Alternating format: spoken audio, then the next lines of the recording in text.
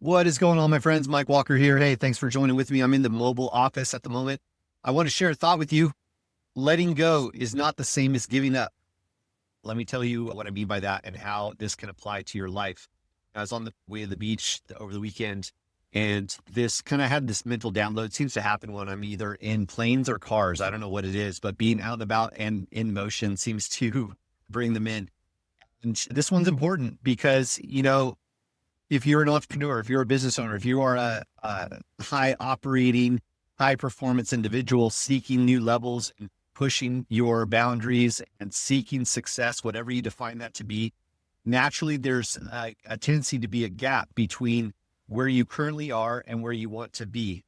And the problem with that is that when you live in that state of this perpetual feeling of I'm not quite there yet, or when I achieve X, then I will feel happy, or then I will feel like there's progress. You're basically living in this perpetual state of lack.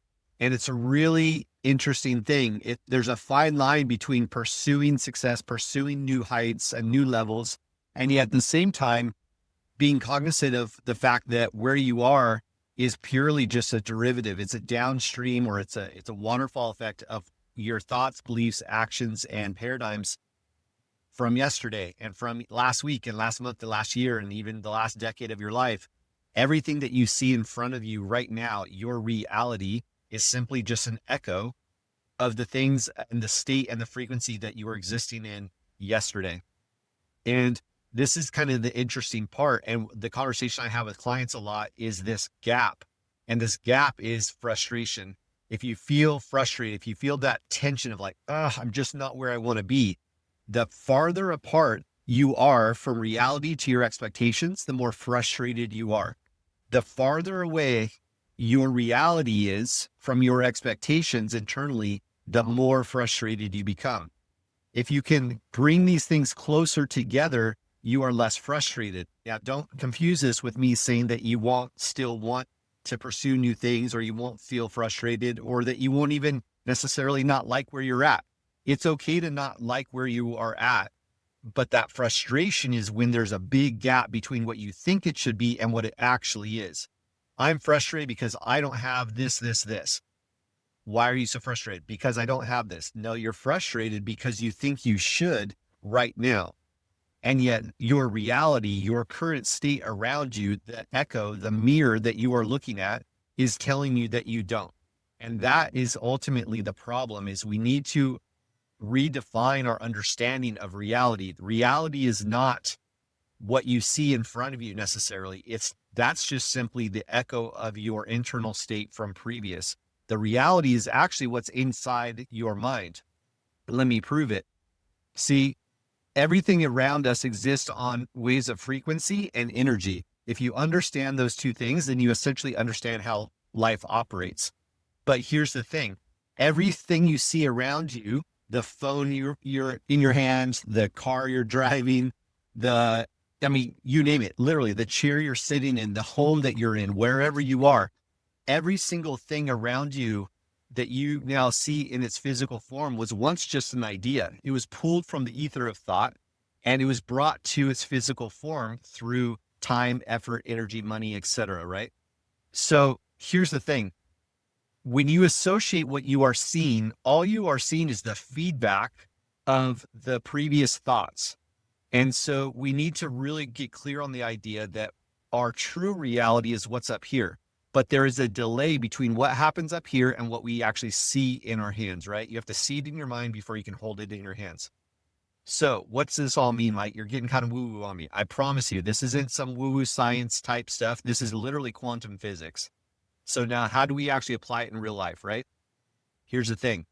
Like I said earlier, letting go is not the same as giving up. There is a difference. One is resigning yourself to your reality, what you see around you, and the other is aligning yourself with the reality that you see up here.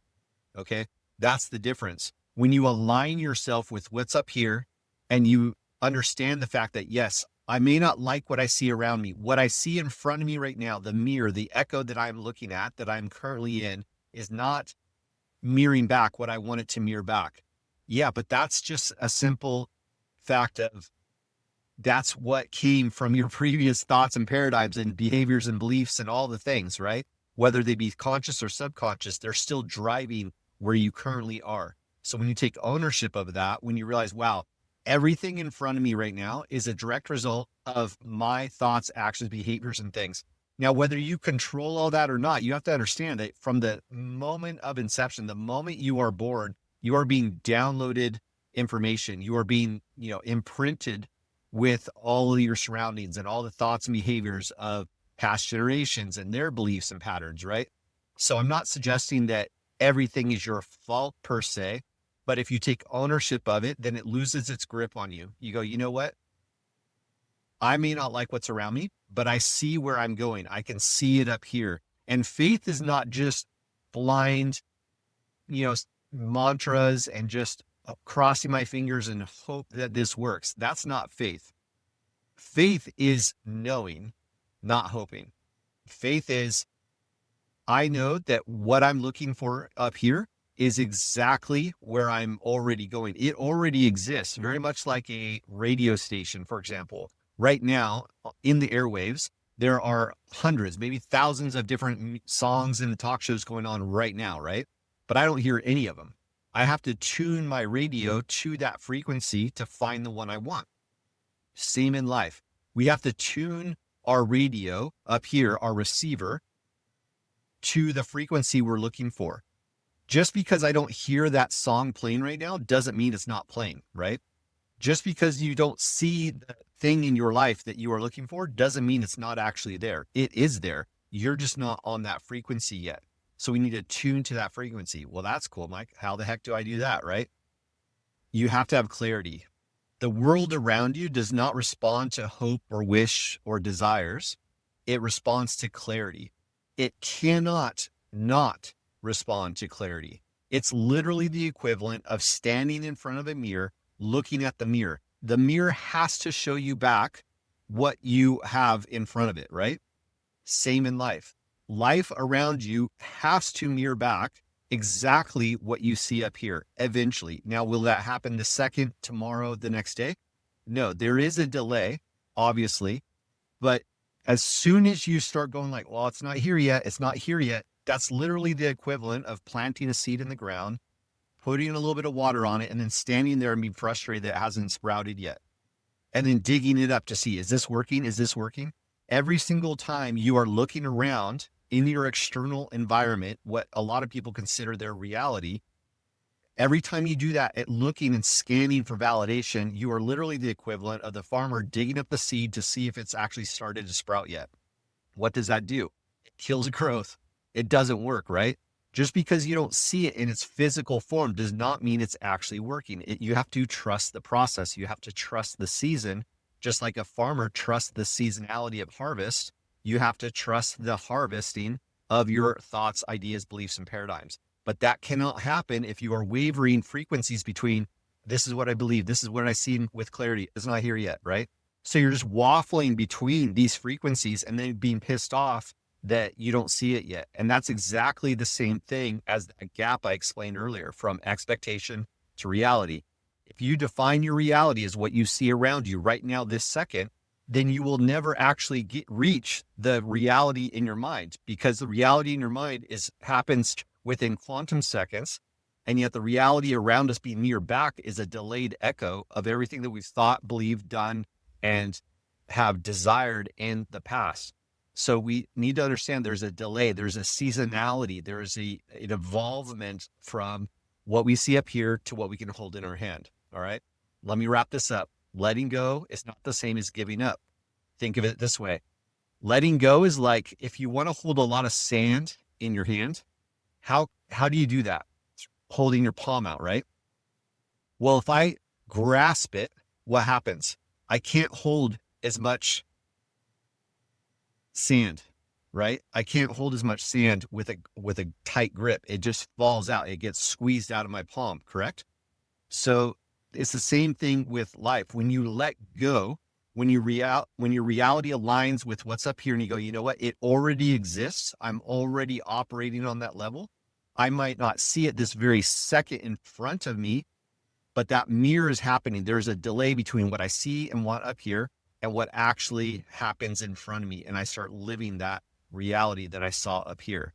When I invented the automobile in my mind, I didn't see it and go, oh, there it is, right? No, there's time, there's evolvement that has to take place. And it's the same thing with our thoughts and beliefs. So letting go is not the same as giving up. Giving up is just resigning yourself to whatever's actually happening around you. Letting go and being in a state of flow is aligning yourself with that frequency that you want and staying on that level. Now, just to be clear, and I'll land the plane on this, you're going to fall out of that frequency multiple times per day. Frustration is that frequency that I don't want to be on. You have to constantly be recorrecting your mind to tune back to that frequency, the state that you want to be in. By default, depending on your background, you're going to be consistently pulled off track. You're consistently looking around you going, oh, it's not here yet. Oh, it's not here yet. I don't have the money in the bank. I don't have that car. I don't have that house. I don't have that thing in my career, whatever it is. You're being constantly tuning back and being fed. Your brain's seeking that information, which is fine, but you need to start tuning it. And if you can actually start pulling yourself back on track multiple times per day, you'll notice over time, like a muscle at the gym, you start getting stronger and you start realizing like, oh, nope, that's that old voice. That's that old echo of the past. My frequency is this. This is what's actually going on. This is where I am going. This is my true reality up here, not the external. The external is just an echo. It's a delayed echo of my past. What I am actually here, where I'm actually going, what I'm actually tuned into is what's going on up here. The faster you can do that, the more sophisticated you become as an entrepreneur because you're constantly recorrecting back. You're making micro adjustments instead of these waffling back and forth hugely. You're spiraling. You're depressed for days, whatever it may be. You will get there faster if you just make these fine-tuned corrections along the way. I hope this helps. The rapid fire I just pulled up. I'm going to get in the gym, get my day started. I hope this finds you well. Blessings. Talk soon.